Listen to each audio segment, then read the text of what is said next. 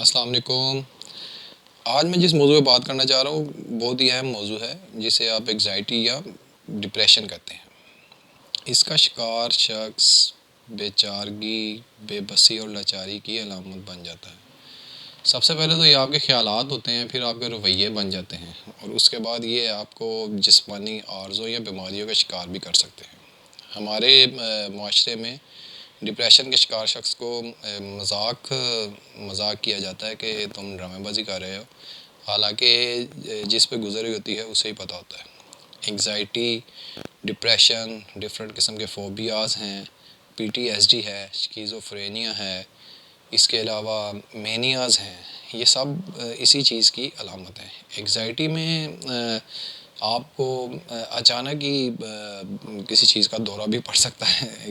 دورے سے مراد یہ ہے کہ آپ اچانک پریشانی کا شکار ہو سکتے ہیں. مثلاً کہ آپ کو کوئی کام کرنا پڑنا ہے، یا جیسے کہ صبح آپ کا پیپر ہے، ایگزامز ہیں آپ کے، اور آپ اچانک انگزائٹی کا شکار ہو گئے، کسی جگہ پہ جانا ہے، آپ کو انگزائٹی ہو گئی، شور کی وجہ سے انگزائٹی ہو گئی. ڈپریشن جو ہے یہ ایک اسے کنٹینیوس کہہ سکتے ہیں کہ یہ کنٹینیوس چیز ہے. کافی لوگ اس کا شکار ہیں جی معاشرے میں. ابھی ہمارے پچھلے دنوں جو دنیا پہ ایک آفت آئی تھی کرونا، اس میں بہت زیادہ لوگ ڈپریشن کا شکار ہو گئے. حالانکہ مسئلہ کوئی نہیں تھا، بیماری تھی ایک. اللہ تعالیٰ نے لوگوں کو بچایا. جو لوگ بیچارے اس کا شکار ہو گئے، اللہ تعالیٰ ان کی مغفرت فرمائے. لیکن ایک ڈپریشن ہو گئی تھی، گھر میں رہ رہ کے ڈپریشن ہو جانا، اس قسم کے مسائل بہت زیادہ ہو گئے تھے. اس کے علاوہ کچھ فوبیاز ہوتے ہیں، جیسا کہ پانی سے ڈرنا، اونچائی سے ڈرنا، تیز رفتاری سے ڈرنا، یا گاڑی میں بیٹھنے سے ڈرنا. پھر مینیاز ہیں. مینیاز میں جیسے کہ لوگ کریزی ہو جاتے ہیں. کریزی کسی چیز کا شوق، بہت زیادہ اونچی آواز میں میوزک سننے کا شوق، یا رنگیلے برکیلے کپڑے پہننے کا شوق، یہ بھی اسی چیز پہ چلا جاتا ہے. انگزائٹی میں آپ ڈاؤن فیل کرتے ہیں، جبکہ مینیاز میں آپ ہائی فیل کرتے ہیں، ایکسائٹڈ فیل کرتے ہیں. اس کے علاوہ شکیزوفرینیا ہے، اس میں ڈفرینٹ قسم کی آوازیں آنا، جی میرے پیچھے کوئی بندہ لگ گیا ہے یا کچھ لوگ لگ گئے ہیں، وہ چیزیں ہوتی ہیں. ان چیزوں کا علاج ممکن ہے، ان چیزوں کو مذاق میں نہیں لینا چاہیے. آپ کو سائیکالوجسٹ ہیں، سائیکیٹرسٹ ہیں، ان سے آپ کو رابطہ کرنا چاہیے اور اس کا مکمل علاج کروانا چاہیے. خود بھی انسان، سب سے زیادہ جو اہم چیز ہے وہ آپ اپنے ڈاکٹر خود ہیں. آپ کو چاہیے کہ آپ اپنے ذہن کو سمجھائیں اور کیا کہتے ہیں اس کا مقابلہ کریں.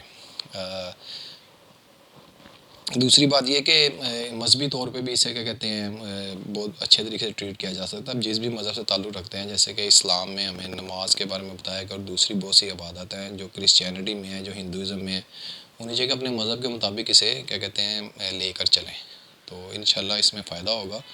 اصل گیم یہ ہے کہ آپ نے اپنے دماغ کو سمجھانا اور اپنے دل کو سمجھانا ہے، کیونکہ دل تو ہے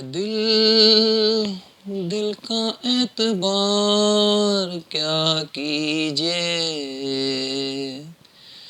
آ گیا جو کسی پہ پیار کیا کیجے، آ گیا جو کسی پہ پیار کیا کیجے، دل تو ہے دل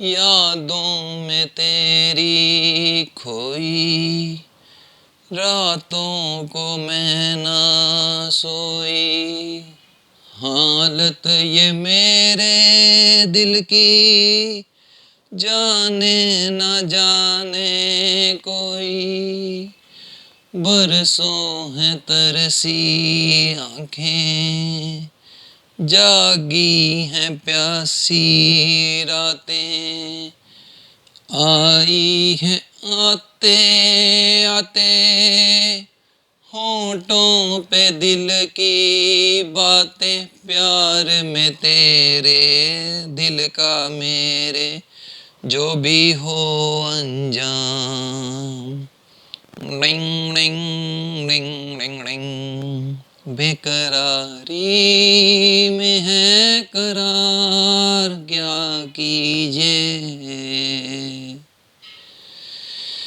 بے قراری میں ہے قرار کیا کیجے، آ گیا جو کسی پہ پیار کیا کیجیے، آ گیا جو کسی پہ پیار کیا کیجیے. شکریہ.